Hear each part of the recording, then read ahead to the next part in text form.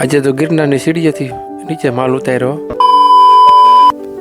જય માતાજી, ઓમ નમો નારાયણ, જય હો ભગત આપું. તો અમે નાહી ધોઈને ફ્રેશ થઈને આવી ગયા છે ગિરનારની તળેટી ઉપર.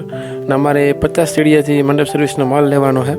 એક લગ્ન પ્રસંગ છે ધંધુસર, તો એના માટે મંડપ સર્વિસનો માલ લેવાનો છે.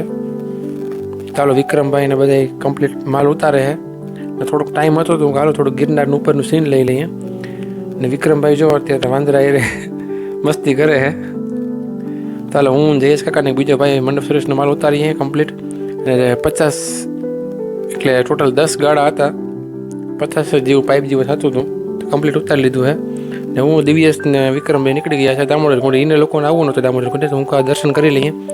આજે આટલી બધી કંઈ પબ્લિક હતી નહીં, મસ્ત વાતાવરણ, તો મજા આવી ગઈ. અને ફાઇનલી પછી દર્શન કરીને હું નીકળી ગયો છું ધંધુસર તરફ.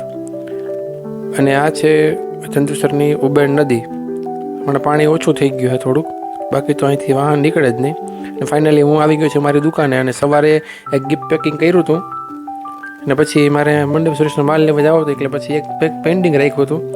અને ફાઇનલી એ પણ થઈ ગયું છે ગિફ્ટ પેકિંગ.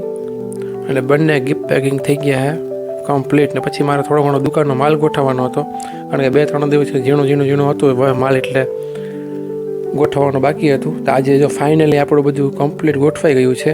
તો વિડીયોમાં આટલું. ગમ્યું હોય તો લાઇક, શેર, ફોલો કરજો. ત્યાં સુધી બધાને જય માતાજી.